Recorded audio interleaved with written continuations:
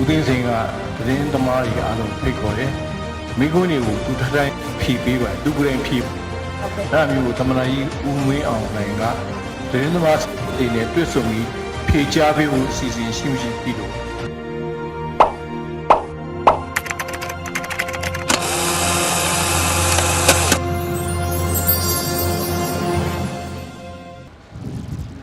ုတ်ကဲ့ပါ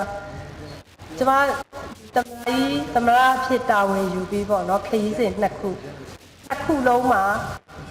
အင်တာဗျူးတွေလုပ်ခဲ့ပါတယ်ဟောပြပရောသတင်းဌာနတွေနဲ့သမရဖြည့်ပေးပါတယ်ပြပါတယ်ပြပသတင်းဌာနတွေကနေပြီးတော့သမရကြီးစီကိုစာလေးတွေပို့ပြီးတော့မှအင်တာဗျူးလုပ်လို့ပါတယ်ဆိုတာကိုပြောပါတယ်သမနာကြီးကလည်းဖြည့်ပေးဖို့အတွက်ဆန္ဒရှိပါတယ်အဲ့ဒါကြောင့်မို့ခုနညက်တိုင်းနေတဲ့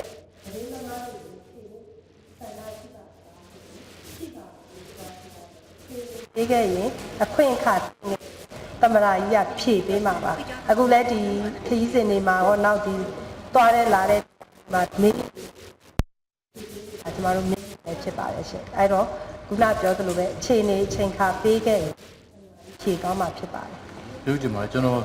နောက်ဆက်တွဲတစ်ခုမေးချင်ပါတယ်ကျွန်တော်တပည့်တယောက်ကသတင်းတောက်တယောက်ဖြစ်တာဟုတ်ကဲ့ရှင်လာဘကနဲ့ဆိုင်သူမေးချင်တာဟုတ်ကဲ့ပါသူကစစ်တွေမှတ်ပုံတွေဖြစ်နေပါတယ်စစ်တွေမှတ်ပုံတွေဖြစ်တဲ့အတွက်ဂိတ်တွေတွားတဲ့အခါမှာညစ်တာတွေကျုံးပါတယ်လာဘကရဲ့ရှိပါလားအသိချင်ပါညစ်တာကိုလာဘကညင်ကြားတဲ့ကဘာကိုညင်ကြားတယ်လို့ပြောတယ်ရှင်ဟုတ်လို့စစ်တွေမှတ်ပုံတွေဆိုရင်ညစ်ရမယ်လို့များညွှန်ကြားထားသလားသိချင်တာလားဟောတော့သတင်းတောက်တယောက်ဖြစ်ဖို့ဆိုတာလုံးဝမရှိပါဘူးရှင်ကျေးဇူးပါ